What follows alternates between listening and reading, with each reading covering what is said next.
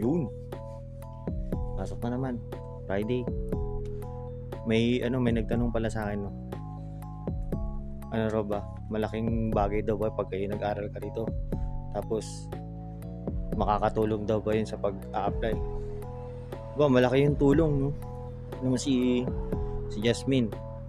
Tapos niya na yung kanyang yung program niya rito na 11 months yun yung food processing. So, mas malaki na yung sahod niya sa akin sa same company namin. Kung ikukumpara mo sa hindi nag-aral saka siyempre sa nag-aral, mas malaki yung yung advantage nung meron kang certificate or diploma dito lang sa Pilipinas. Lahat kayo may diploma, kaya masyadong competitive yung yung